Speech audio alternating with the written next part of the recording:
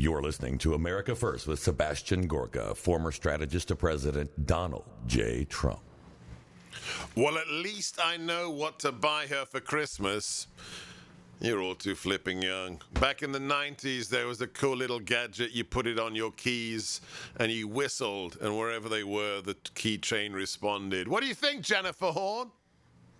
What is that? I don't know what that is. And I'm not that much younger than you. Well, I'm a lot younger than you. But you lost your keys, didn't you?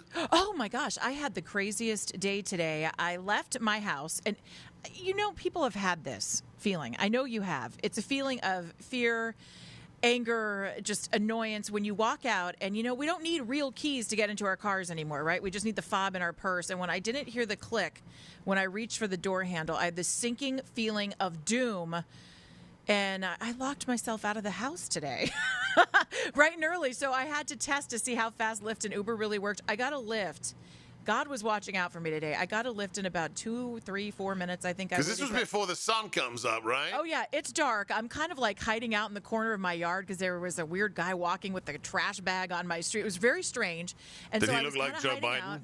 He was wondering where he was. He was a little bit lost. And so the Lyft driver pulls up. But then get this.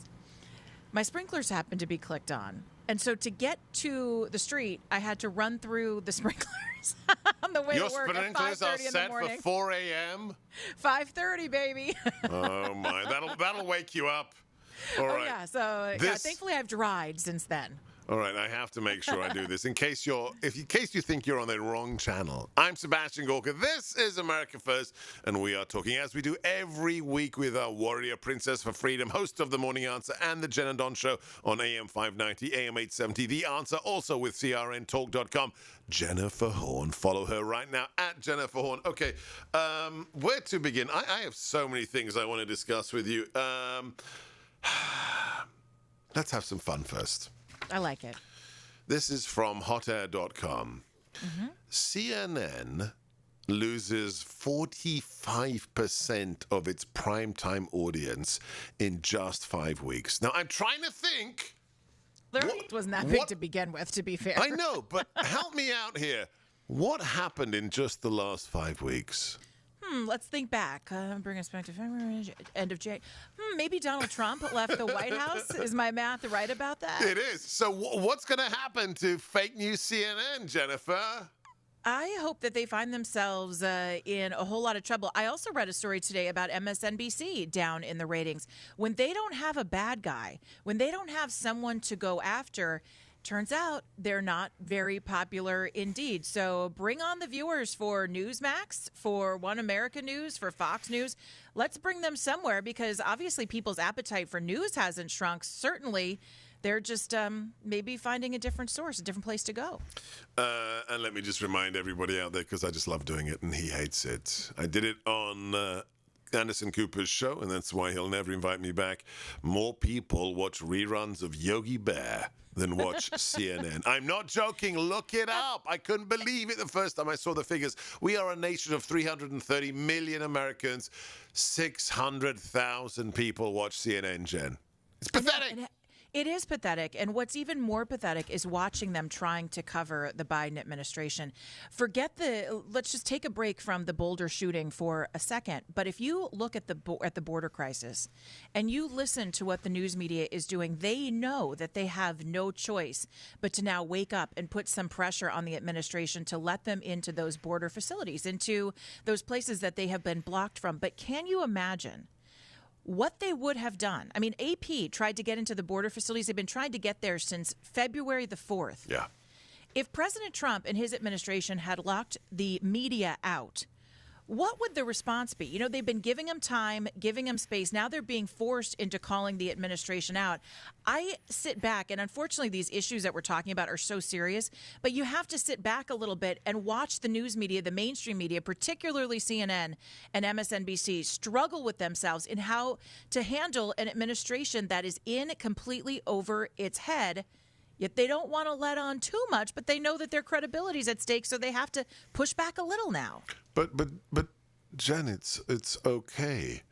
Joe made the announcement today of who's going to be in charge, so we can relax. Video cut 16, play cut. And so this increase has been consequential. But the vice president's agreed, among the multiple other things that have her leading, and I appreciate it, agreed to lead our diplomatic effort and work with those nations to accept the returnees and enhance migration enforcement at their borders. We're already talking with Mexico about that. She's already done that. So Kamala Harris, cackling Kamala, is in charge of the border crisis. Eric, do we have Kamala from yesterday, video cut 8? Do you have plans to visit the border? Not today. But I have before, and I'm sure I will again.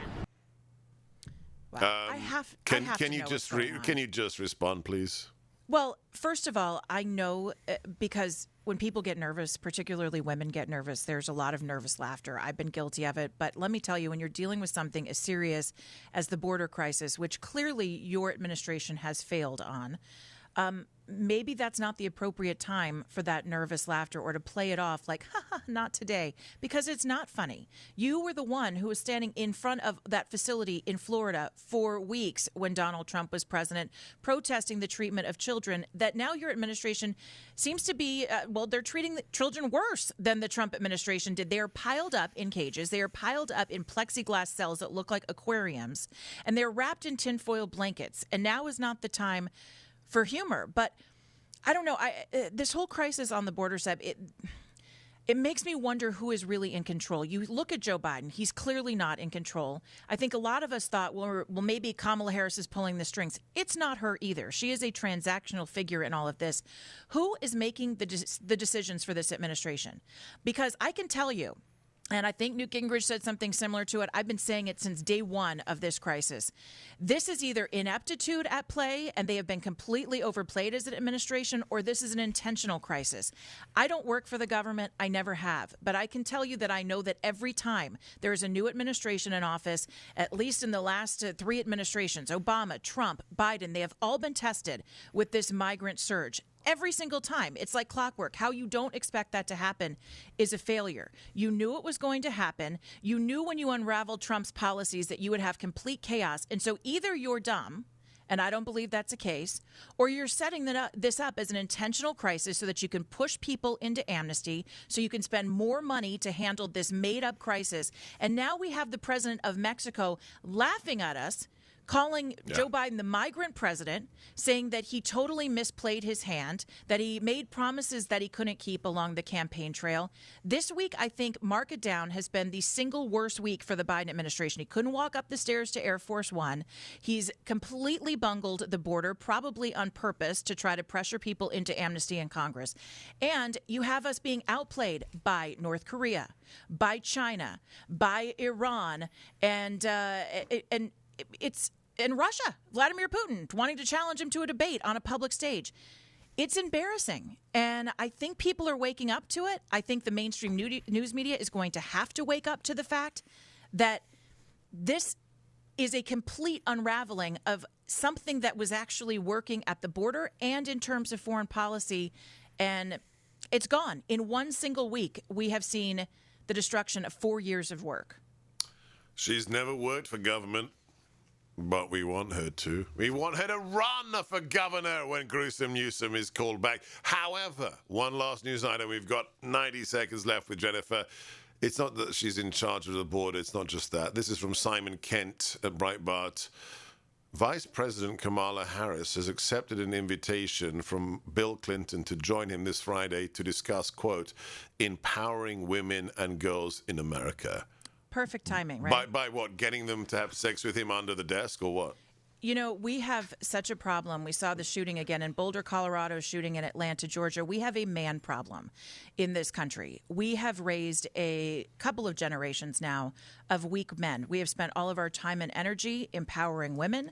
We have spent all of our time and resources in school. We have empowered women to live their own lives and not embrace a traditional family. And now you have a couple of generations of men who do not know their place in society anymore, and they don't know how to be men. And when we talk about shootings and we scratch our head and we say, is it a racist attack? Is it extreme Islamic terror? No, we have a man problem. And empowering women is fantastic, but we've done it at the cost of empowering men. I'm intrigued. I want to discuss that more. And we shall, with our regular guest here on America First, host of The Morning Answer and The Jen and Don Show, AM 590, AM 870, The Answer. Follow her right now at Jennifer Horn. We have a man problem, just not the way you think. This is America First with me, your host, Sebastian Gorka.